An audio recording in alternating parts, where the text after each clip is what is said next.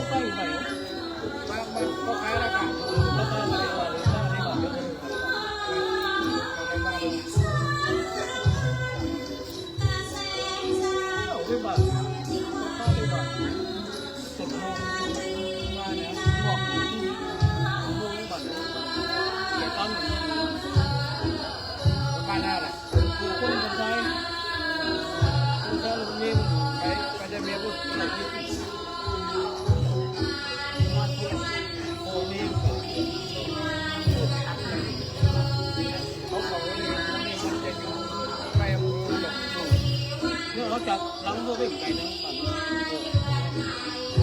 มงเลยนี่ป้าป้า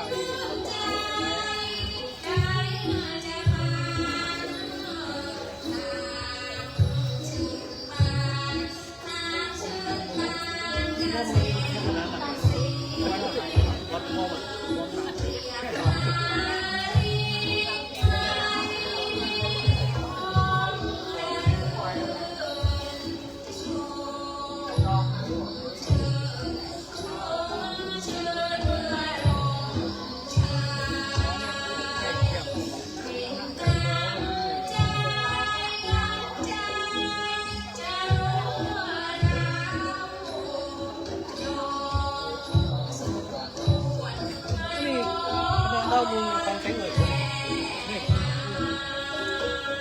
นอนเนี่ยตอนนี้นะ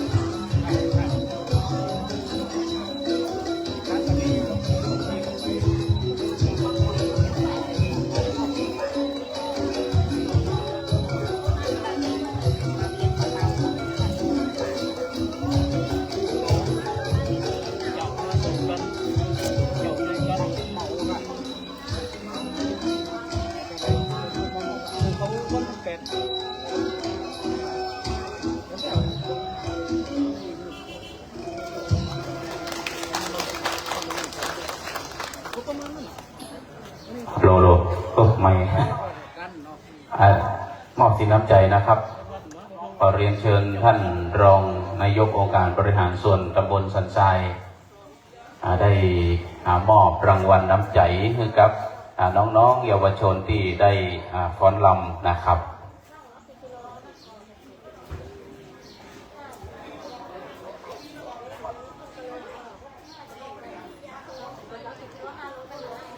ครับและในสำหรับพิธีการสืบโหราชตาหลวงถวายการวิหารวัดป่อเต่าของเราวันนี้ก็คือวันที่ 14 มีนา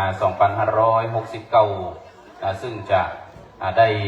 ทำพิธีในช่วงเวลา 9 โมงครึ่งโดยประมาณนะครับซึ่งได้รับเมตตาจากครูบาอาจารย์พระสังฆเถระเจ้าหลายตนหลายองค์นะครับซึ่งมีรายชื่อรายนามดังต่อไปนี้ได้รับเมตตาจากหลวงพ่อพระครูวิมลธรรมานุศาสตร์ที่ปรึกษาเจ้าคณะจังหวัดเชียงใหม่วัดเขื่อนผากอำเภอป้าวท่านพระเดชพระคุณพระวชิระปัญญาวิมลรองเจ้าคณะอำเภอป้าววัดป่าตุ้มดอนอำเภอพร้าวนะครับ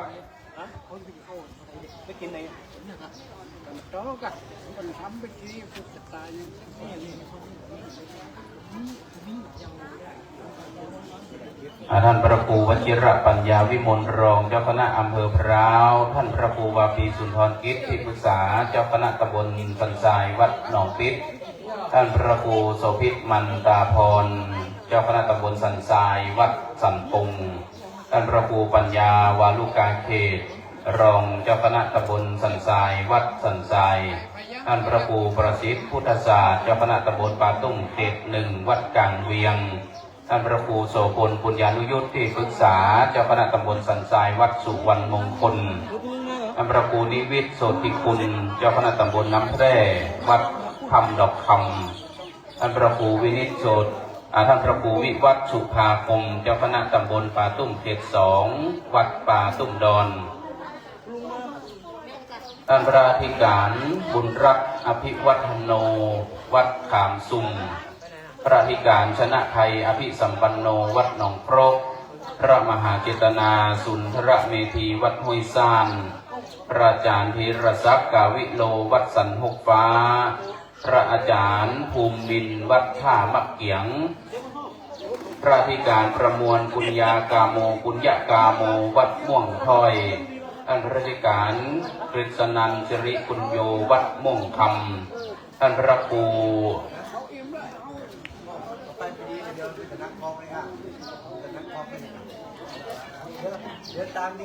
ท่านพระครูวมรสาธุวัฒน์ท่านเจ้าคณะตำบลปาในเขต 2วัดสันตะภาพ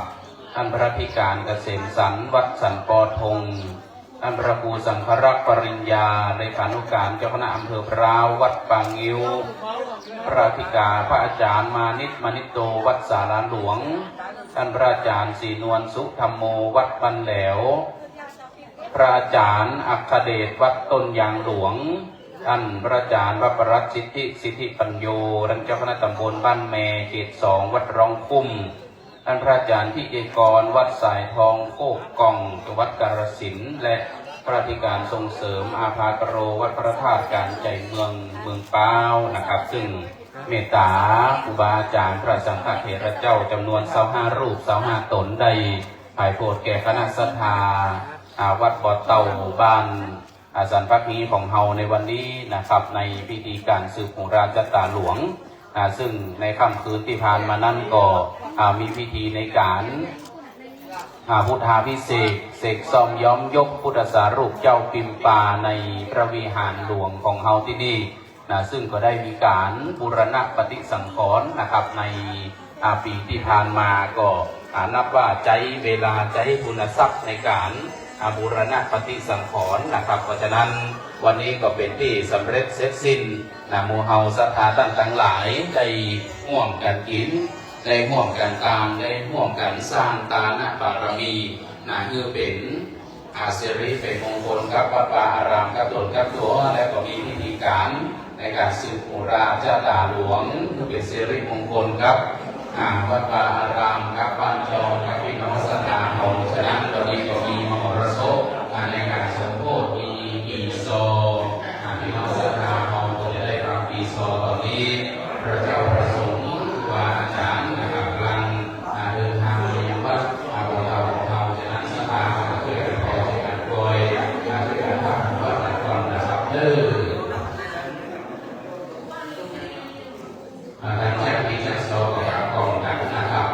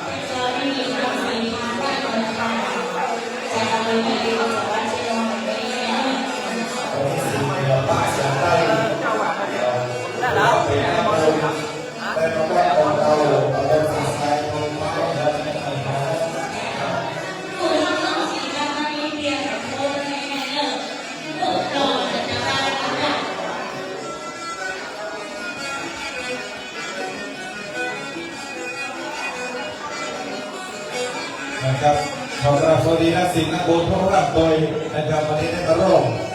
กินข้าวตังหามในงานฉลอง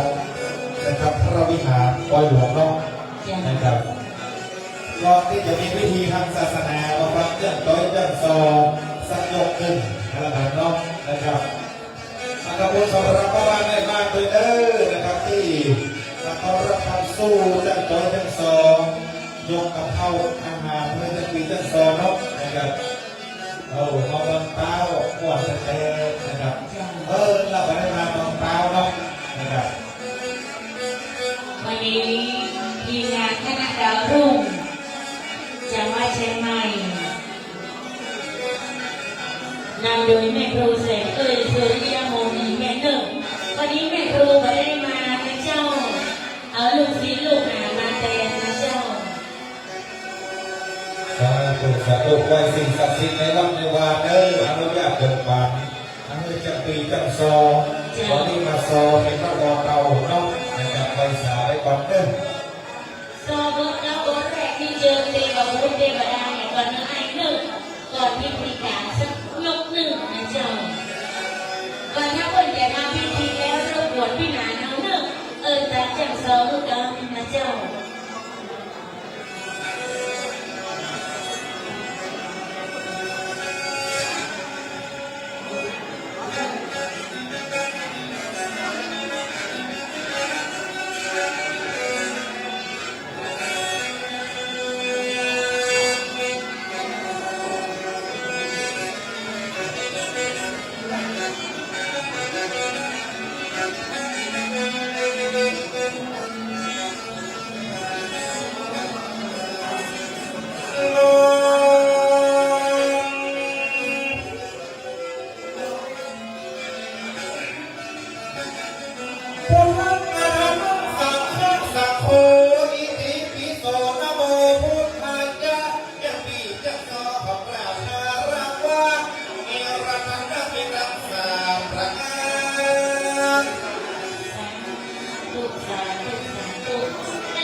น้อยเดินงานนะคะ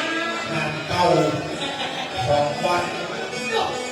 ฟังไหมแม่ดอกไม้บุญอาภาสังฆสังโฆอิติปิโสนะโมพุทธายะจะปีจะรอของหน้าภาราวังเอรากันนักเป็นตั้งสามโลกแม่ไม่มีพระพุทธพระธรรมพระสงฆ์พระธรรมโมโหเป็นดวงสามประการพระคุณนำธรรมคุณนำสามพระคุณนำก็เป็นกำลังแวดล้อมไปจังเลยยังไง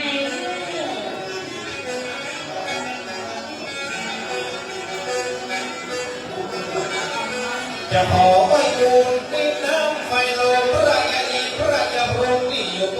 นสวรรค์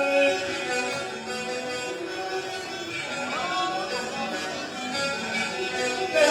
นยงมาจะไม่ปุ่นก็ตาโยเสาเอ๋ขอสัตว์เอ๋มาอยู่ในสมองให้ปุ่นเอ๋ตาโยสิ้นสอง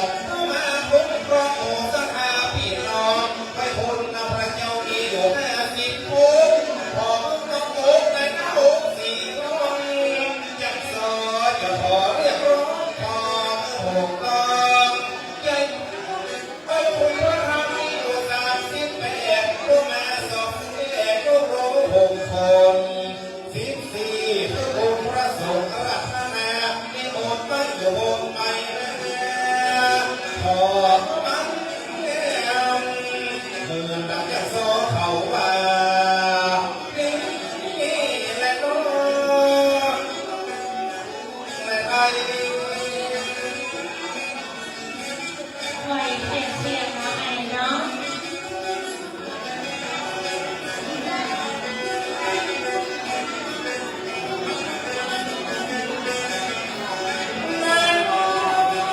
พอรู้ผลละทุกสิ่งขอมันลิมันไหลไปแน่ผู้นั้นลูกนั้นและนาอีกาที่ได้มาขอบมากินวันนั้นน้อง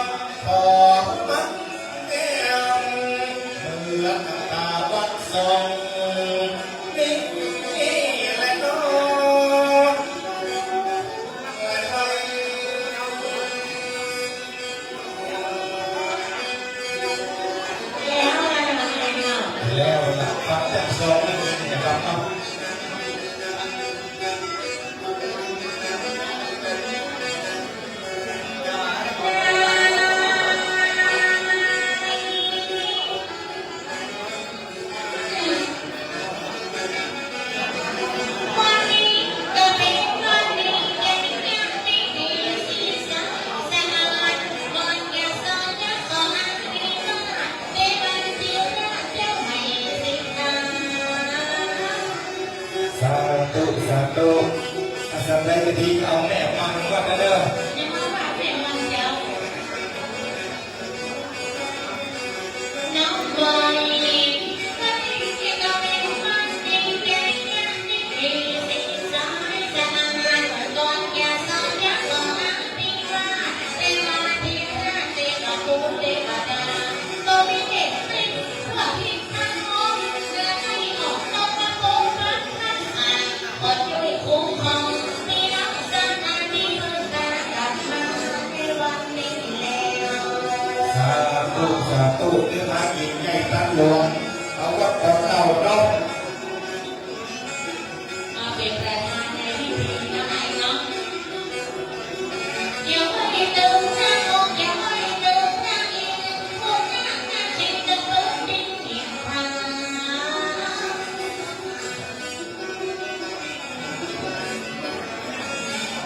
โอ้วันนี้เอาไว้เจ้าสิโดนนักสาวสิโดนมีเด็กสิ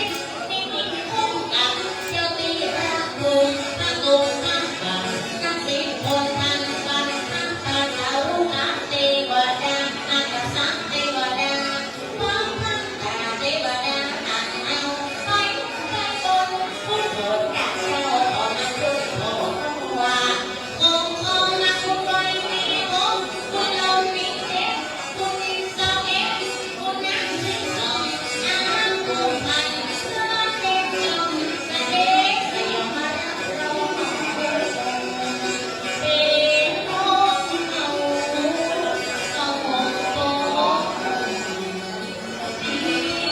แล้ว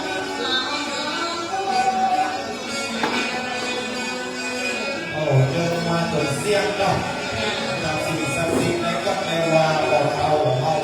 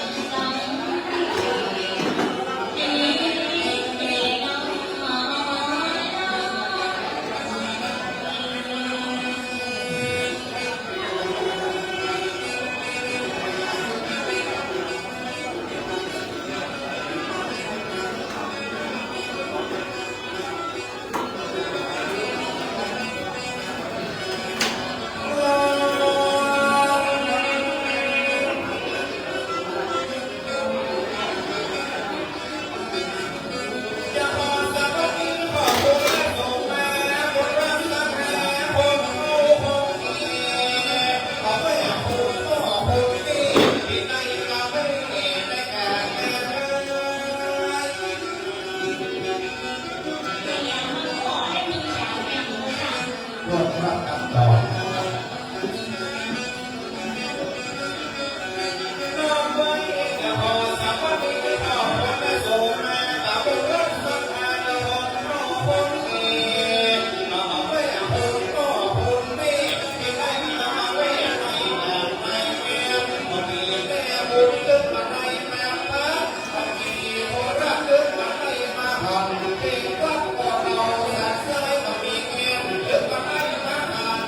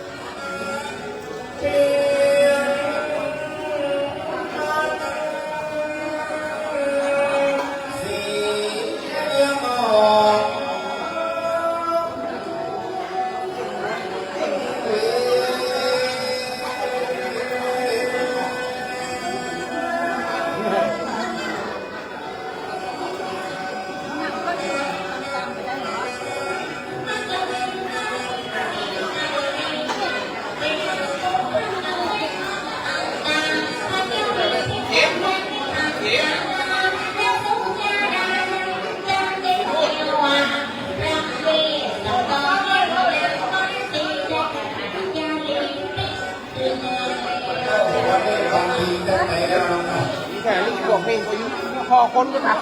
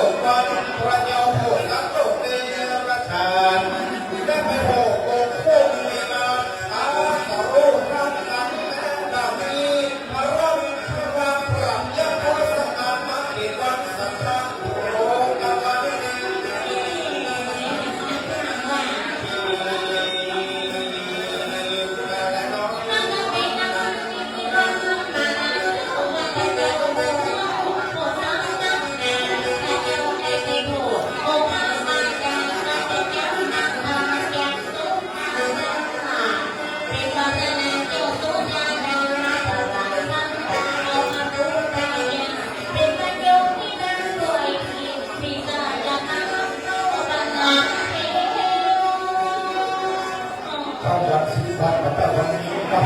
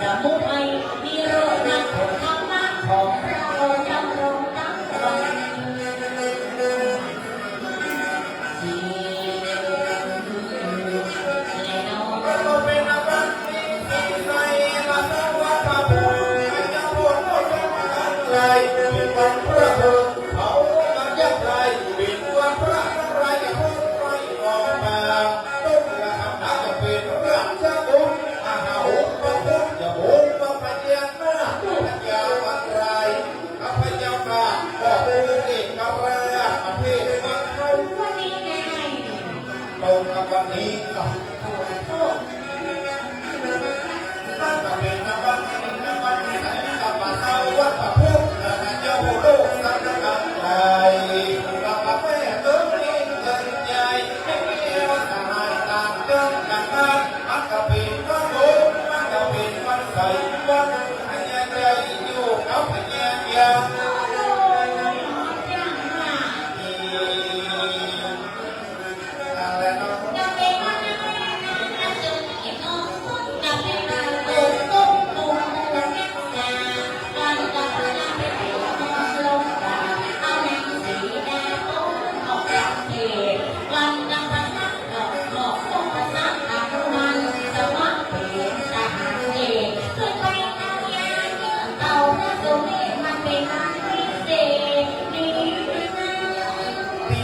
ตรงกับวันนี้ ตอ เนาะ นนี้โน้ตเลย แม่ครับ วันไหน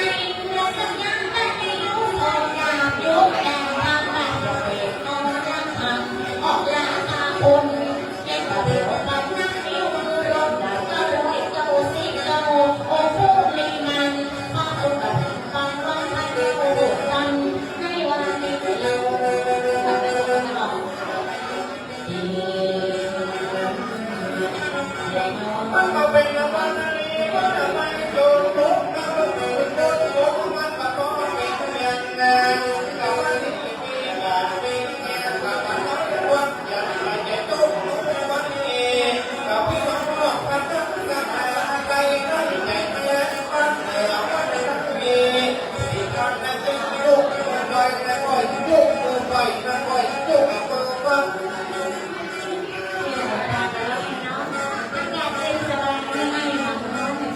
กับมาสอบมันมีเหตุวัดบอกเราอำเภอมันนอกมานกทางทางอย่าบอกไว้อย่าบอกน้อยก็นานรักสิทธิ์นักทำเกิดบ้านเหนือบ้านไกลเข้ามาจะยิ้มสิทธิ์ก็อย่าพอสิทธิ์เอ็ดก็อย่าเดียวสิทธิ์สองก็อย่าไว้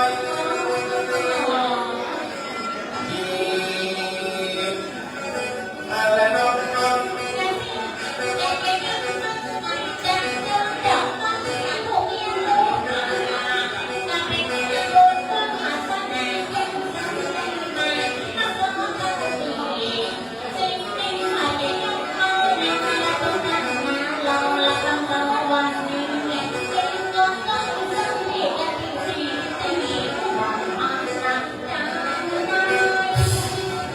วัดปีนี่ปีอะไรเนาะ ดีไปแล้วค่ะนี่มาเชียงเชียง แล้ววัดปีกันเนาะ ก็มาเจอเด็กน้องต่อเอาเจ้าก็อาจจะมาร่วมอกร่วมใจก่อนที่จะเศร้าและยังสมัยในก็ตอนนั้น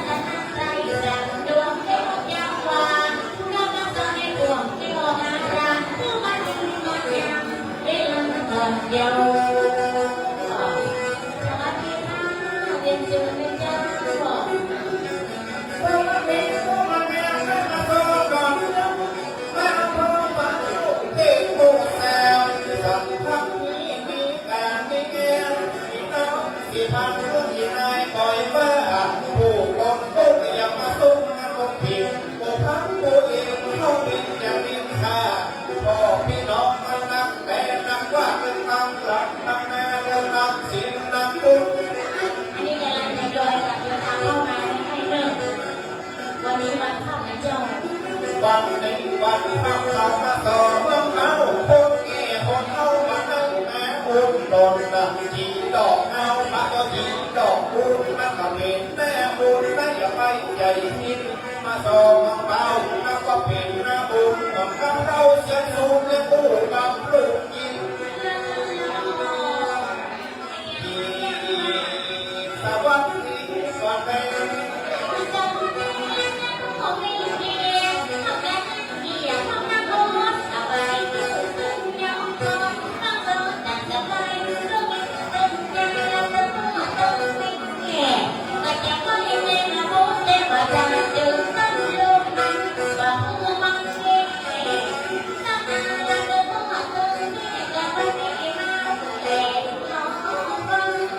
สวัสดีแม่ที่มาใหม่ตัวเองนะครับเนาะนะครับวันนี้เรามาทำบุญ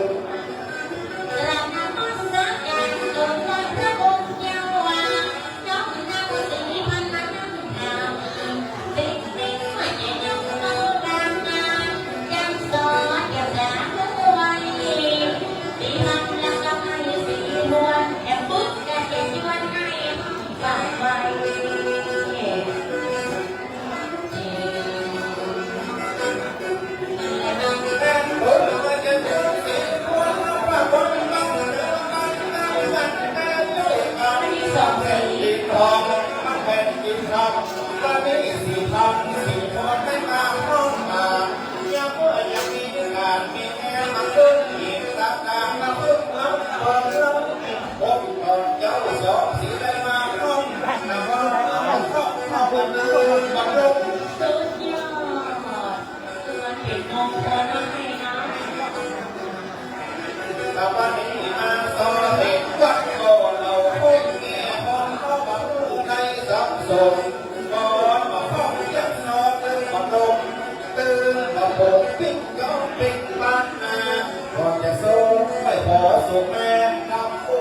อย่ามาสอบน้ำแทน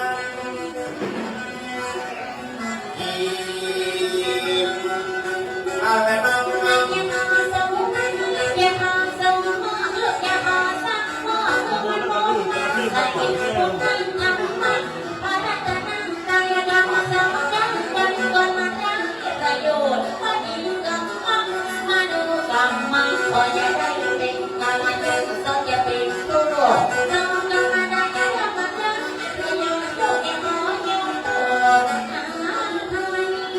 ก็อีกเที่ยวหนทางก็ได้10,000แล้ว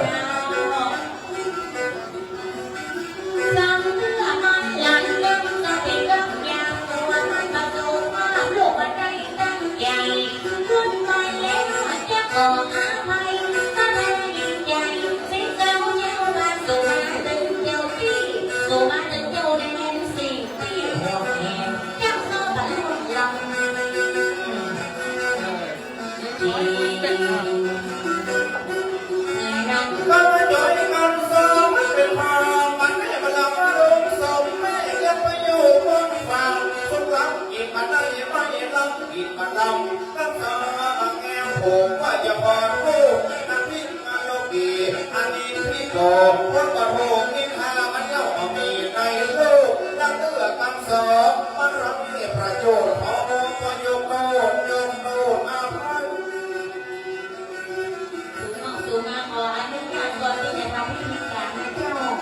เราเตือนเราสอนมันกระโปงมันกับตันขอสุมาครับเรียกสอบตั้งใหญ่นักเลือกกันสอสี่คนว่าใหญ่มันตั้งใหญ่ก็คนเกี่ยคนเฮาว่าเล่นกันมาดอกจอกเล่นกันมาได้บนคนโอ้ใส่สารข้ามเดียวมันกว่าเยี่ยอีพอสุแม่พ้นไฟ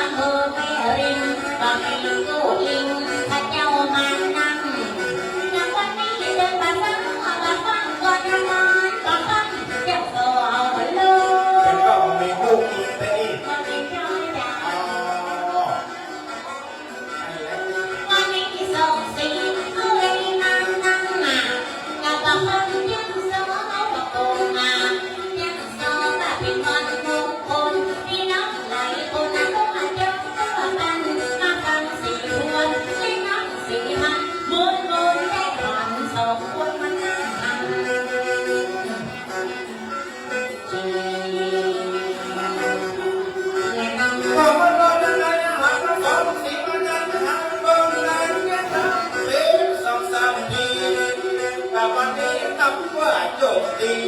ได้ละมาป้าสี่พันน้องเรามาปิดแม่บุญปังเอาปังเดินได้มาต่อมาเดินได้มาสอบว่ามาหลอกเดินงานมาได้หันสี่พันน้องเราวันนี้สี่ทุกวันถือว่าโจมตีเราฟังน้อยอยู่แม่พวกเธอไปกันกันเจ๊จะไม่ได้โชว์ด้วยกันเดินพอดน้องนั้นก็ไปโตลำบากมีการมีงานทามาหลายปีนับว่าวันนี้เธอว่าเป็นโชคดีได้มาพักสี่พันใกล้ในผู้ฟังน้อยสี่ทวนเขาว่าให้โชคดีจะมาพักสาวดีมันเอาบุหรี่แลกยางมันเป็นอย่างนี้ของนายหมอไทยเนาะวันนี้มาพักสี่พัน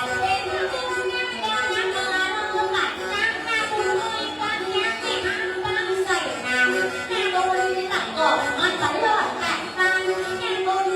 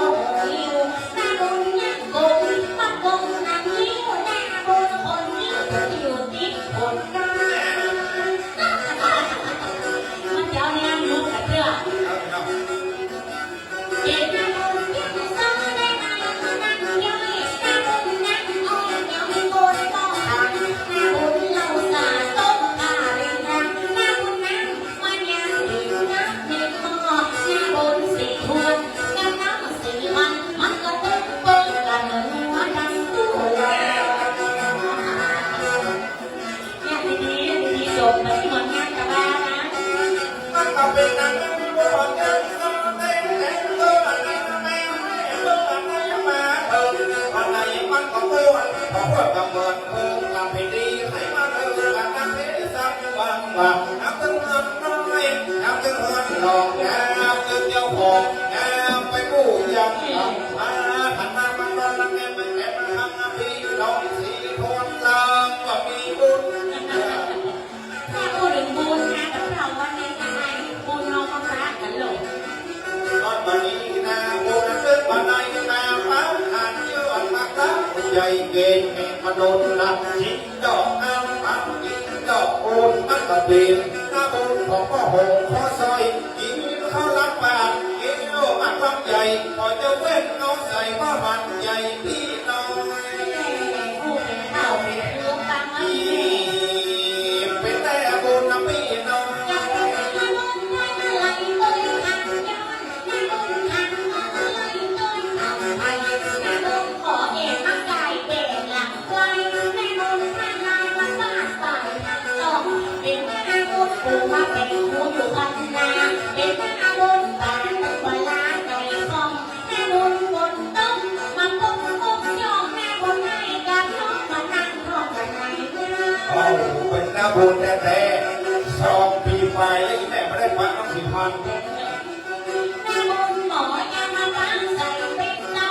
แม่บุญคนเท่ามานั่งเฝ้าลูกหลานแม่บุญของทรงฟ้าใส่แม่มันแม่บุญได้ผู้พันยาคนแก้วใจเย็นเป็นแม่บุญเก่าฟ้าใส่สามีแม่บุญคนหัวสีจับโตดีเมื่อเล็ก วันนี้บอกมีแล้วดมได้ไหมเนาะ เดี๋ยวจะบ้านแล้วรู้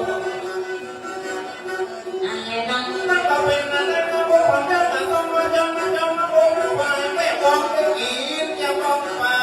บุญนะหอกโก้อะไรมาจุ่มมาดินใส่บุญของน้ำลายได้มาไปแปดลิ้นบุญนะหอกปูแปดโมที่พันนาบุญนะหอกปลาเก๋แสบเอาดินนะบุญนะหอกหอกมาลุกมาสองทางมาบินนะบุญนะหอกมาติดนะชินนะบอกปิดนะปังแก้ว บุญแค่บุญมากบุญพี่น้องมาน้อยเด้อ บุญความพยมได้มาอยู่โดยลูกบุญความพระมุกอะไรมันยิ่งมันเกี่ยวบุญน้ำผาย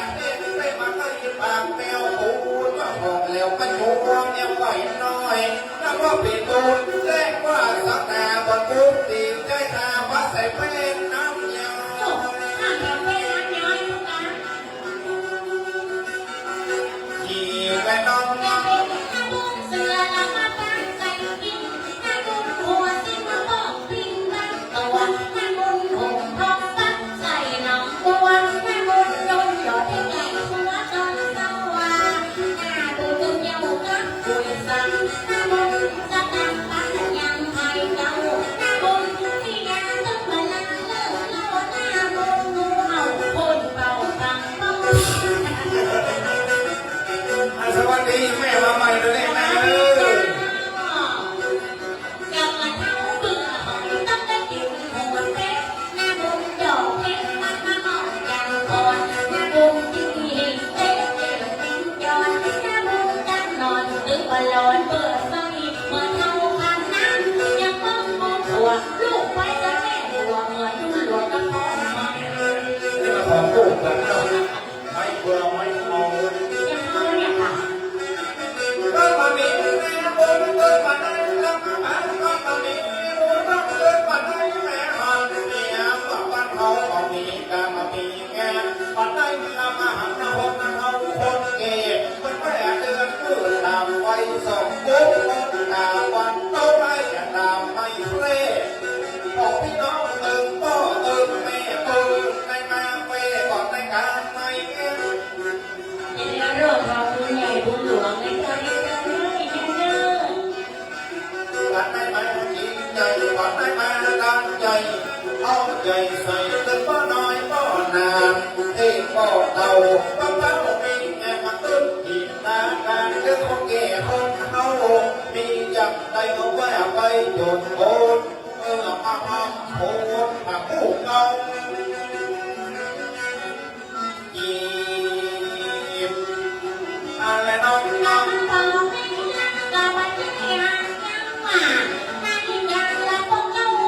Hãy subscribe cho kênh Ghiền Mì Gõ để không bỏ lỡ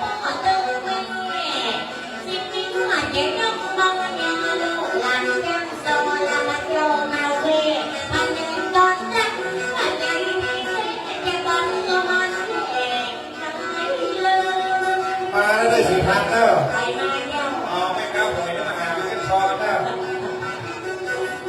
ก็วันนี้จะมียังมีโยคนนี้ดีหมดจะใจเล่หวยวันนี้ยังซอเอาดวงกับว่าซอยจะล็อกจะลอยถูกหวยนั่งมันก็เดียวสักกันจะมีคือมันบอสใส่สีบอสใส่ตะวัน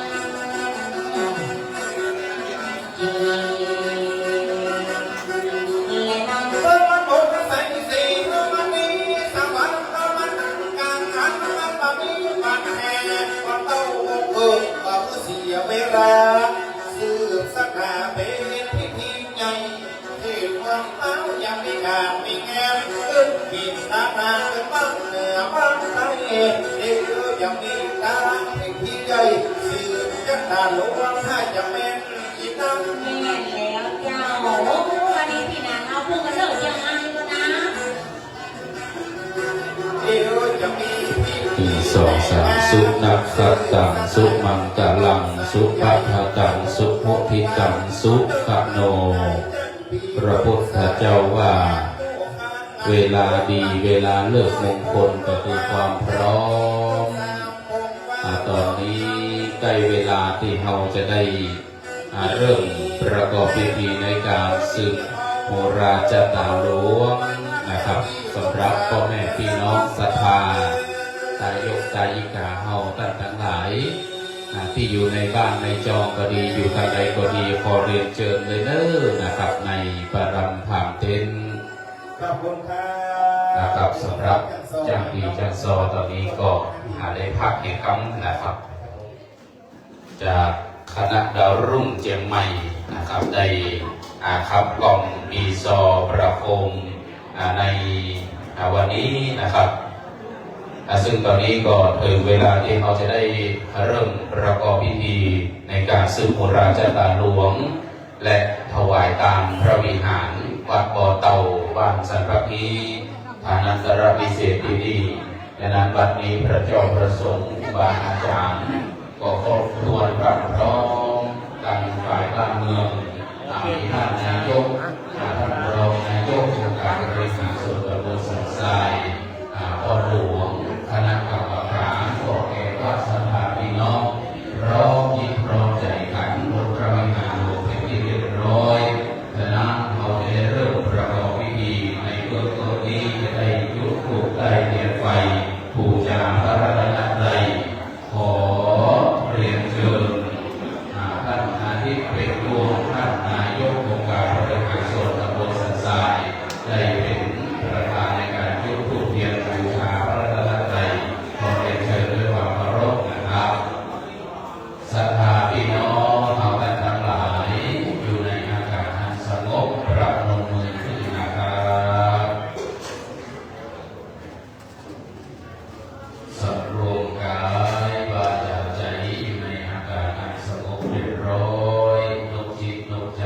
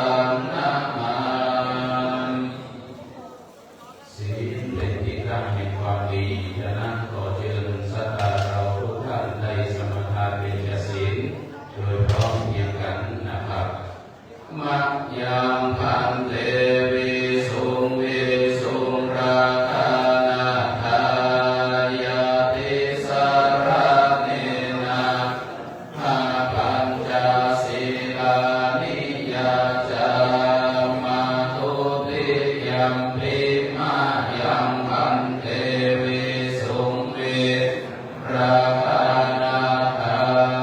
ยาติสระเนนะสามาปัญจกานิยาจามาตาติยัมภิมายังพันเตวิสุงเวราคานาคายาติสระเนนะสามาจาสิลานิยาจา นะโมตัสสะภะคะวะโต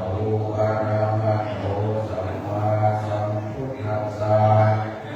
นะโมตัสสะภะคะวะโตอะระหะโต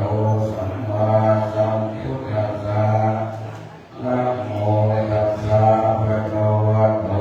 อะระหะโตสัมมาสัมพุทธัสสะ นะโมตัสสะภะคะวะโตอะระหะโตสัมมาพุทธัสสะนะโมตัสสะภะคะวะโต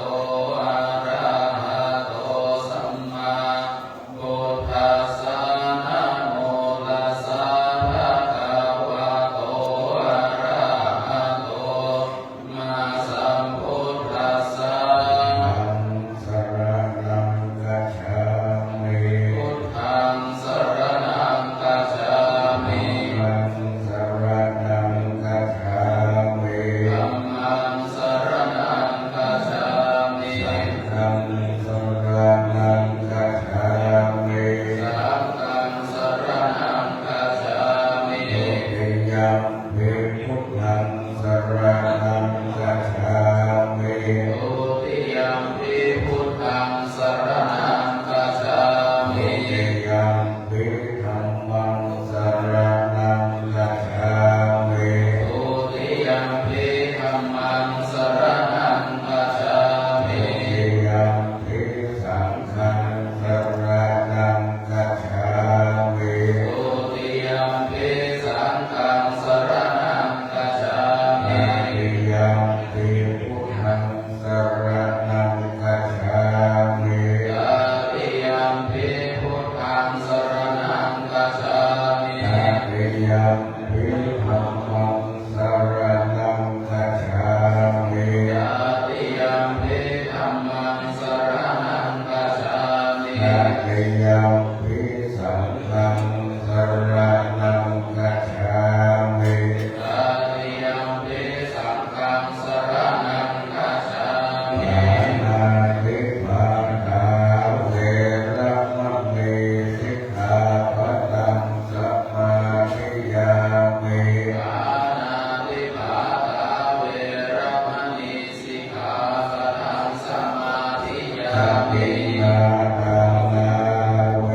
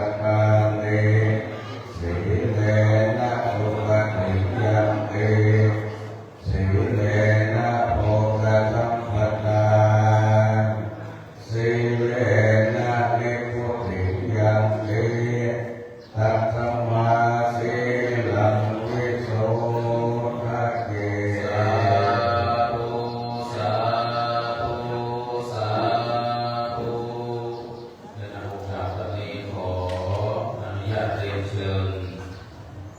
คุณนิกรทูลผลท่านรองนายกองค์การบริหารส่วนตำบลสันทรายได้เป็นตัวแทนแก่คณะสัตยาธินายกได้ยินได้จุดเทียนปากน้ำพระพุทธมนต์ถวายประธานสงฆ์ขอเรียนเชิญนะครับ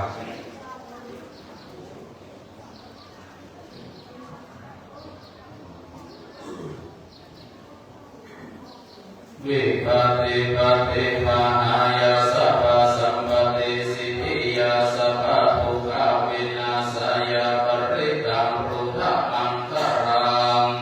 วิปัสสิปัสสิมหายาสัพพะสัมปติสิทธิยาสัพพะพยาวินาศยาปริตังพุทธอังคารังวิปัสสิปัสสิมหายาสัพพะสัมปติสิทธิยาสัพพะ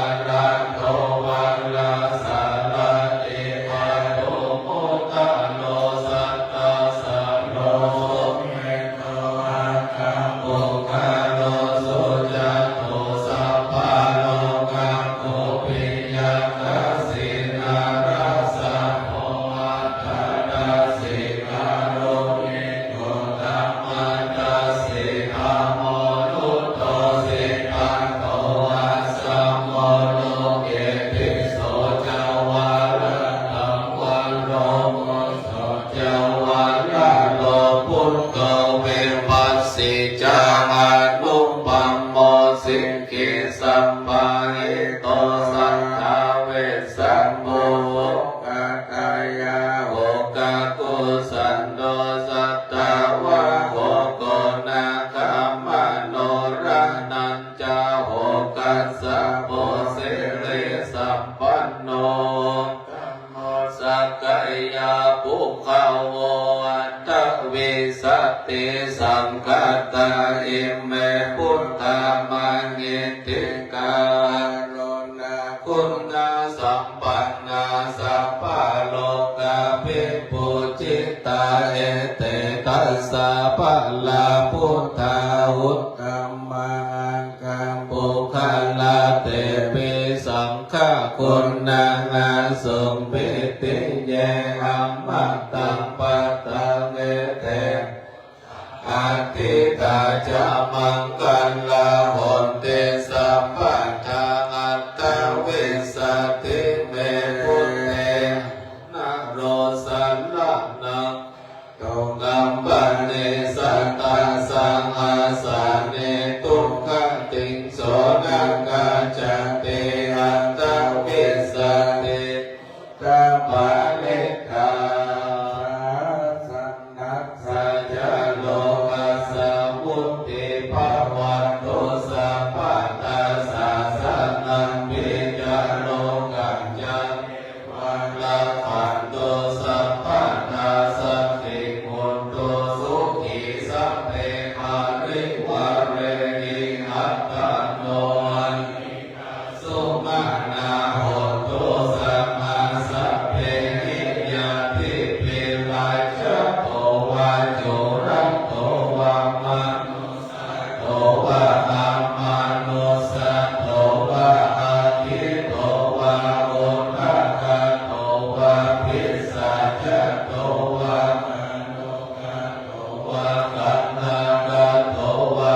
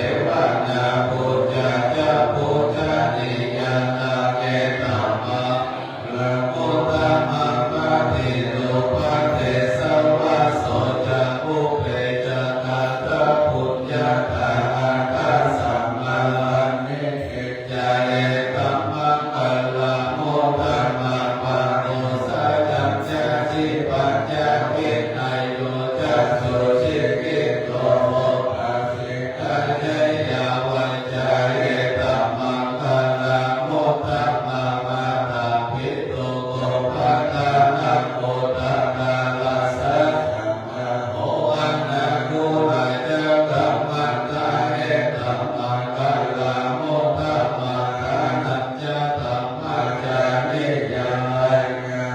กานัจจสังฆโมนาวัจจนิกามานิเอตัมมังคะลาโมตัมมาลาภิวิลาภิปัปปาจะขันธ์จะสัญญโมอะปัมมะโตจะธรรมเมสุเอตัมมังคะลาโมตัมมาลาโพจะนิวาโตจะสันตุติจะกตัญญูกะตะเมนะธัมมะสวะนังเอตัมมังคะลาโมตัมมาติกะโสวะจะสัตตะสัมมานาจะตัสสะนังคะเลนะมัจจะกัจจาเอตัมมังคะลาโมตัมมาตัสสะโลกะธัมเมนิจิตตามัสสะนะกัมปะเตนะสุขังเวรัจจังเอมังเอตัมมังคะลาโมตัมมาเอตันนิสานะโวนะสัพพะนะมะปัลลาจิตาสัพพะกะสุติกาจันติตันเตสัมมังคะระธรรมเทมะนะมังคะระสุตั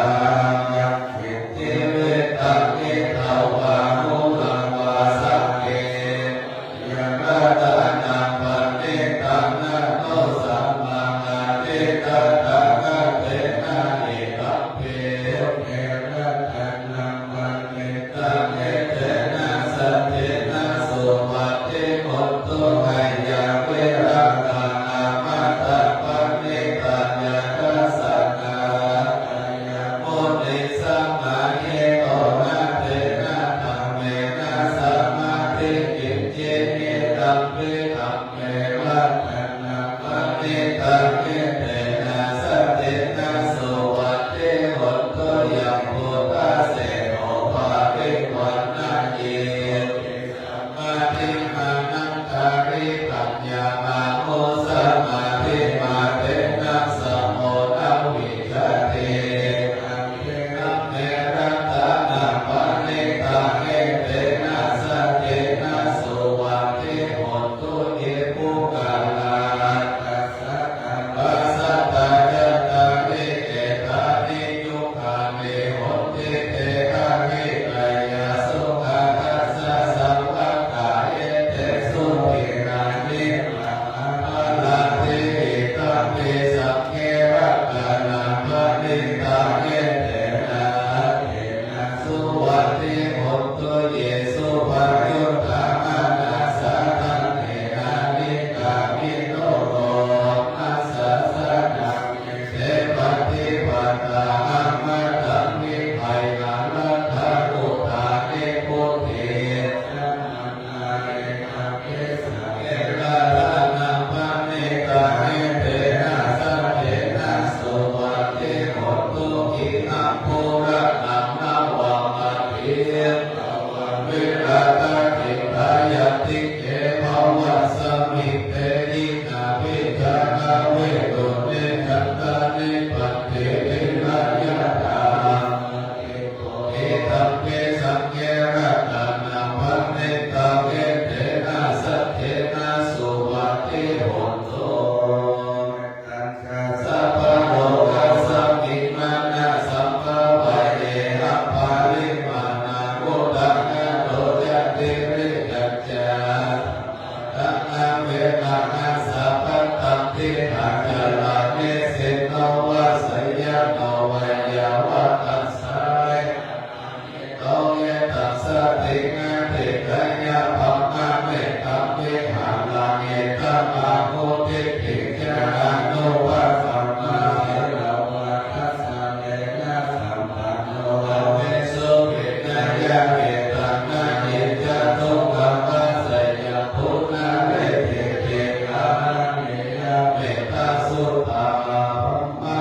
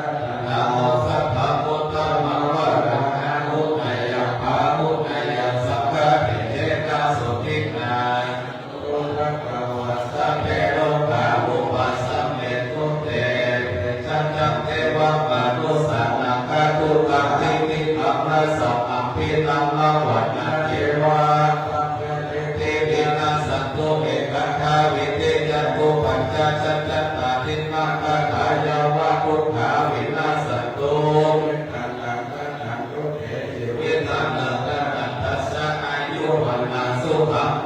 ชีวิตานาทุภเวนะหุตุเตโมสุขิสัตตานังยโยตัสสะโอสัตตะทุกขมังวัฏังสาริตังทุกขังนาสิทิเวชัจจาธัมมังคัสสะมะกัลยะกัลยะมะวิเกยะสัมปะรายะนะทุยานิปานะโลกัสสมิมุตติปานิกังอิปินาทิเวภะเรนะตุมาตังกิภวิสัตติติกายุกาสัตตะโหตุโหตุสัพพะทายโสตัตตะติสัพพัญญสีลาวันเตสุขานิสุนานาทันนังวะลังตัตถวชีวิตานัง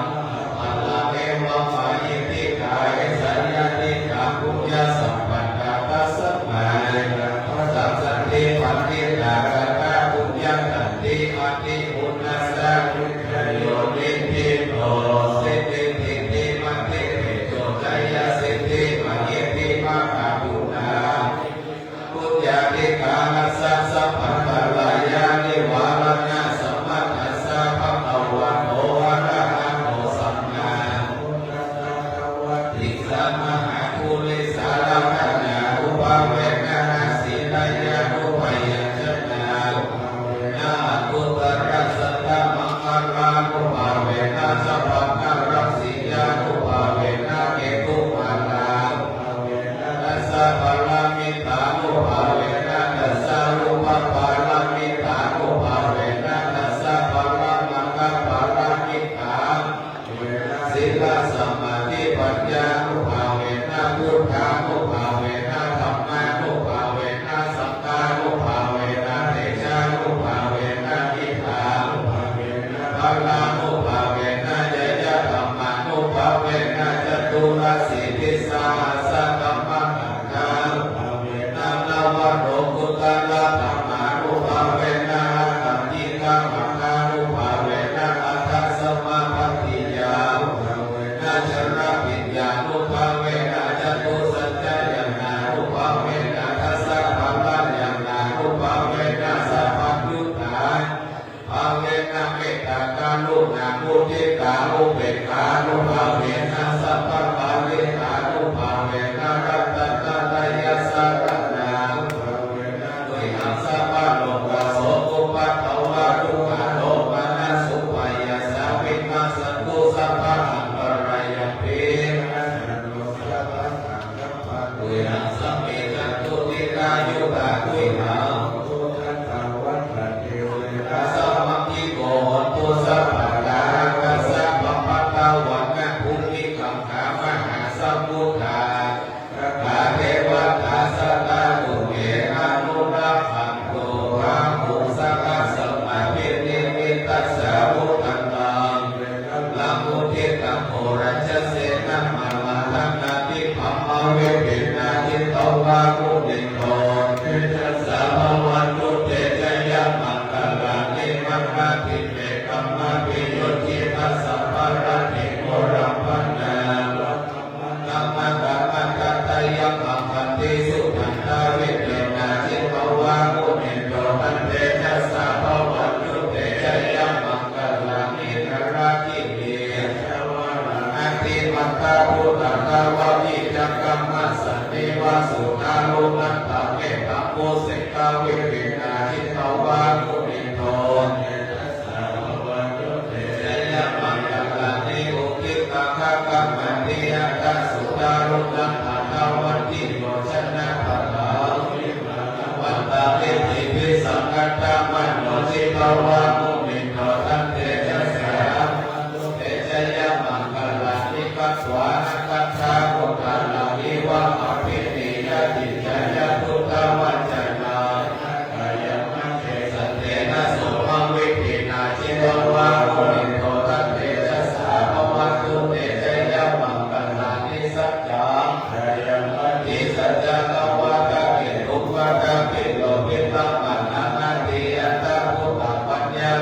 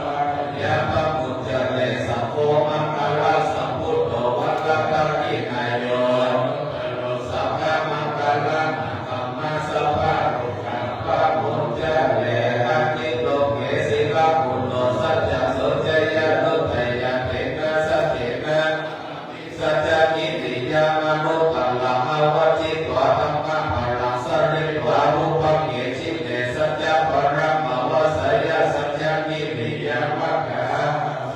วัคคะปัตตนาสติปัฏฐานวัจนะมัตตาปิตาจนิขันธาจตะเอตปฏิโมมาสหัสเยนะเทวะนัมมะหาสิกิวะเสสิโสรัสสะกานิสังนิพุทธังกัปปะตวายตาสิกิสัจเจนาเตสัมมิสัจจะปะลัมเมเตทุกขปัตตานิทุกขพยาปัตตา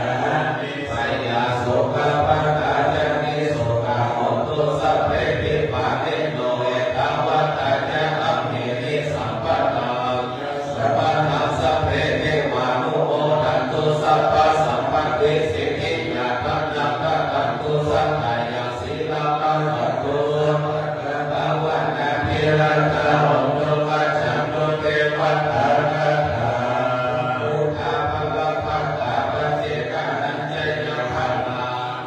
ลานันทะเกเจนาลังสัมพันธามิสัพพะโสพุทธังอุปโตสัสสะมะเยยังมะทังนันทะโพโสโหมะนิโยเสโตจะเป็นนัสสัมมิเยวตาปฏิชายิโนวิชาจารณะสัมปันโน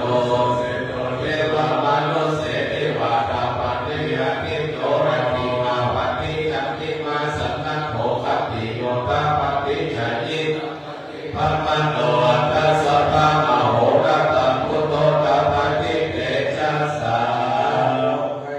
ปานามาลาภาสันตุติปาลมันดานังวิสัสสะมายาตินิพพานังพระมังสุขัง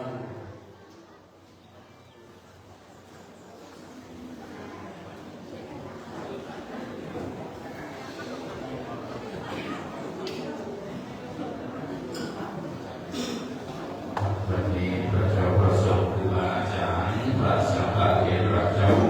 โดยเมตตาได้สวดเจริญพุทธมนต์สืบโบราณศาสนาเต็มฉบับพื้นเมืองบ้านนาเป็นที่เรียบร้อยโดยระบบก่อนที่เราจะได้ยกยืนยอตามก็จะได้สุนาการว่ายังเครื่องกิยาของการถึงมดถึงวันแล้วก็จะได้ยกยืนยอตามเป็นต้นว่าวิหารหลวงที่ได้บูรณะปฏิสังขรณ์ของนั้นขอรับวัตถุไตรยาทั้งหมดทั้งมวลนะครับดังนั้นพอแก่พออาจารย์ได้กล่าวคณะพระวิสุทธิ์ปล่อยไว้นะครับเราจะได้สุนาการว่าการนะครับ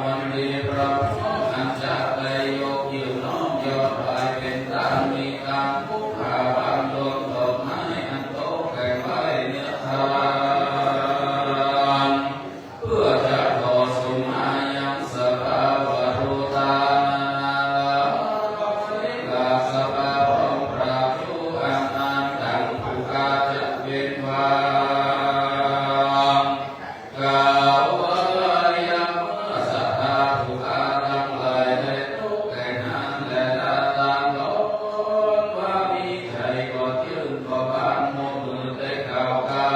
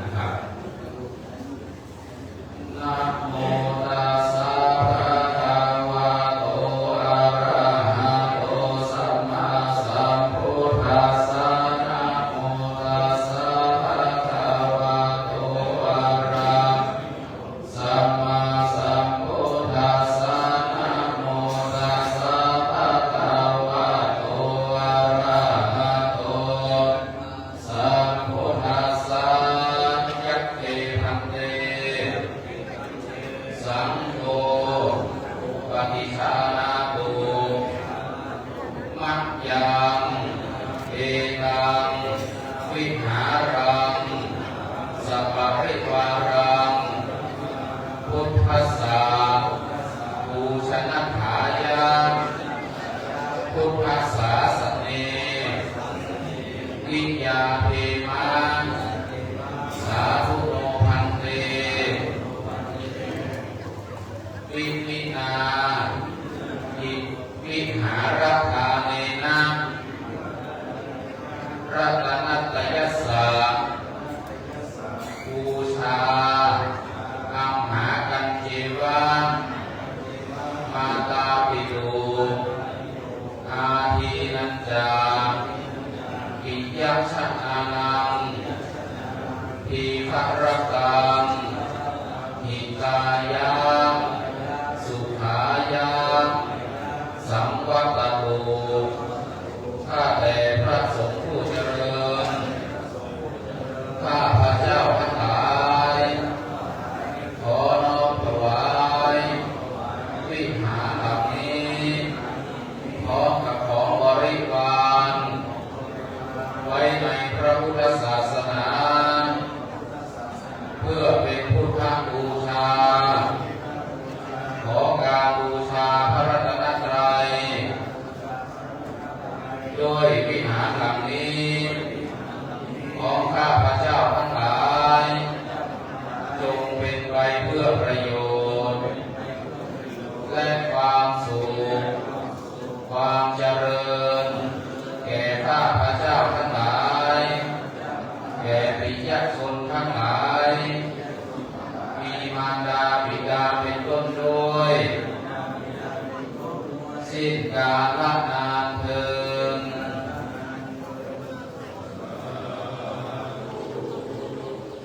มีพระเจ้าประสูติได้สาธุนิตารับเอาอย่างสภาพพุทธานันสรณาเอาทั้งหลายได้น้อมถวายในการละบัดนี้นะครับในเบื้องต้นจะได้ถวายพระพุทธนะครับโดยเมตตาหลวงพ่อพระครูวิวัฒน์สุภาคมหลวงพ่อเจ้าคณะตำบลป่าทุ่งเขตสองหลวงพ่อได้น้อมถวายห้องสร้างบุญกับวัดเก่านะครับก็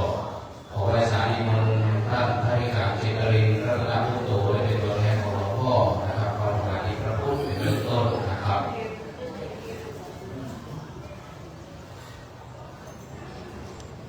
ในลำดับนี้ได้ยกขันได้ยกป้ายกับพระวิหารหลังนี้ปฏิประเคนถวายหลวงพ่อประธานสงฆ์นะครับผมขออนุญาตเรียนเชิญนายผู้รองเทศศิลป์นะครับผู้ใหญ่บ้านบ้านสันพักีเป็นตัวแทนแก่คณะศรัทธาตายกตายิกาพระทั้งหลายได้ยกขันนะครับเอามาเพลถวายที่หลวงพ่อประธานสงฆ์นะครับเรียนเชิญเถิดนะครับก็ลงไปเลยนะครับก็ลงเป็นตัวแทนศรัทธาของทั้งหลายนะครับยกขันถวายหลวงพ่อครับมาเรียนศรัทธามาสาธุการด้วยกันนะครับศรัทธามาสาธุพร้อมกันนะครับสาธุสาธุสาธุครับในลำดับถัดไปนี้จะเป็นการเข้าประเคนถวายจตุปัจจัยไทยธรรมไทยทานแด่พระคุณเจ้าทั้งหมดทั้งมวลนะครับตามรายชื่อรายนามเจ้าภาพดังต่อไปนี้นะครับท่านที่หนึ่งขอเรียนเชิญนะครับครอบครัวในดวงจันทร์นะครับทางพ่อแก่ทางกรรมการมาช่วยกันขอเลยนะครับลำดับถัดไปขอเรียนเชิญ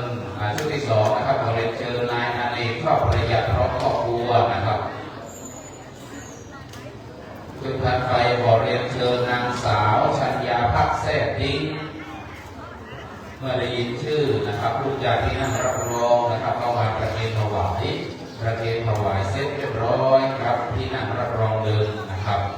ลำดับถัดไปขอเรียนเชิญแม่พัชรินเพียรศิลป์ลำดับถัดไปขอเรียนเชิญพ่อมอนเนื้อรักชุดถัดไปนะครับคุณรัติการมวลรักนายตุ๋ยรองประเคนแล้วครับประเคนเลยเคนหลวงพ่อเลย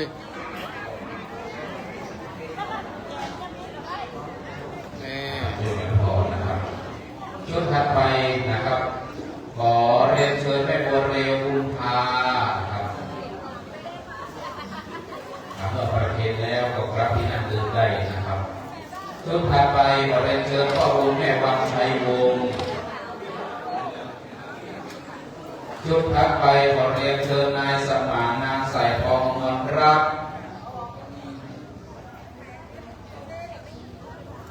ชุดถัดไปขอเรียนเชิญนายมงคลนางบัวรองบุญผลปันลบผู้เลยก็กันหลังอะไรนะครับเนี่ยชุดถัดไปขอเรียนเชิญนายอนุชาเทพมาลานะครับจากจังหวัดพะเยา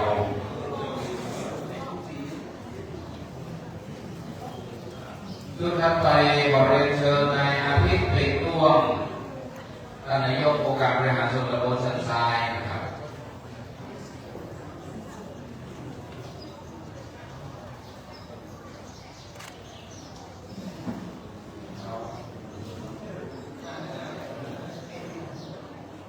ขอให้ด้วยนะครับตำแหน่งต่างๆเจ้าภาพมาก็ได้งานเรียกตามตำแหน่งนะครับนะครับลำดับถัดไปนะครับขอเรียนเชิญนายประสิทธิ์นาใจนะครับรองนายกองค์การบริหารส่วนตำบลสันทรายนะครับลำดับถัดไปขอเรียนเชิญนายชาตรีตันติรัตน์นะครับเลขาธิการนายกองค์การบริหารส่วนตำบลสันทรายลำดับถัดไปขอเรียนเชิญแม่วิเศษแสนพุทธนะครับลำดับถัดไปขอเรียนเชิญแม่จำลองโรงกัญญานายพิชิตมณีโชตนะครับลำดับถัดไปขอเรียนเชิญนางเลื่อนโกสุมานางสิริยากรอุปชัยพร้อมอุทิดา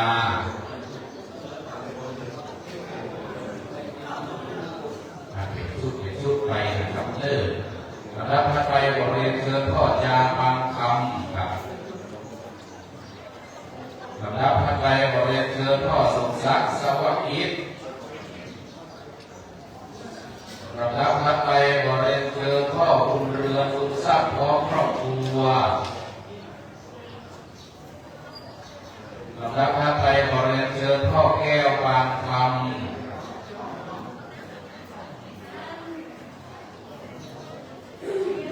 ลำดับถัดไปขอเรียนเชิญพ่อทรงแม่ทรงพรหมปัญญาลำดับถัดไปขอเรียนเชิญแม่บางฟูโกมดลำดับถัดไปขอเรียนเชิญนายทักนนท์ผอ.ศิวันชามกิจนายทักนาพรนะครับผอ.ศิวันชามกิจนะครับลำดับถัดไปขอเรียนเชิญพ่อจาแม่ประทุมสายแก้วลำดับถัดไปขอเรียนเชิญพ่อมนัสตรงปัญญาแม่พัฒนาตาใจลำดับถัดไปขอเรียนเชิญคุณยายฉันทยายิ้มประเสริฐและถวายพระคุณเจ้านะครับที่สาวเอฟนะครับขอเรียนเชิญนางสาวพิกุลแสงนองนะครับ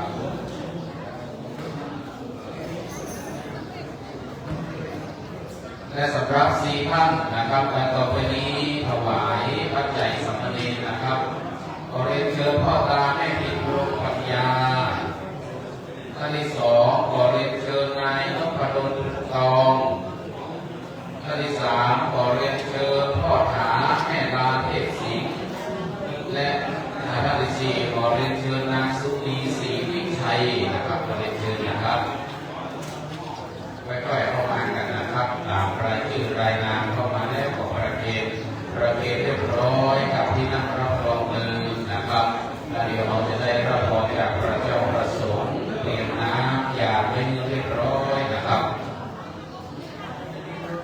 ช่วยกันเช็คช่วยกันพอนะครับการลบอะไรก็ประเคนรับน้ำเรียบร้อยนะครับถ้าให้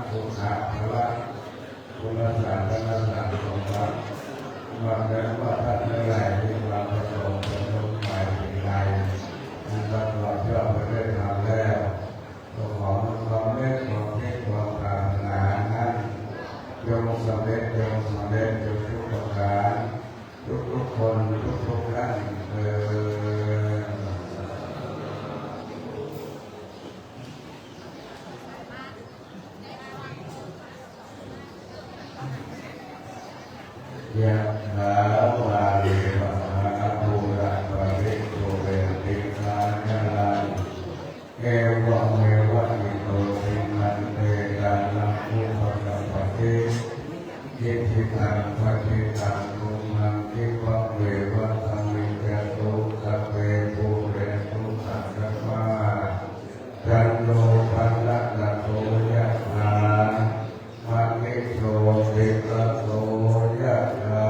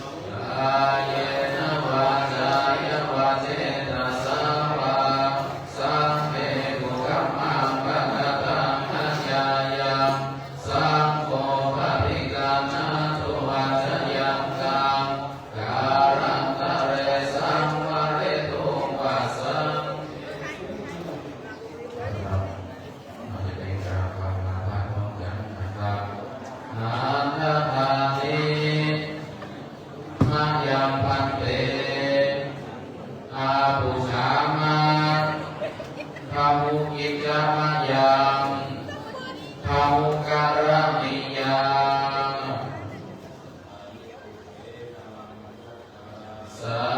ธุพันเตสาธุพันเตสาธุพันเต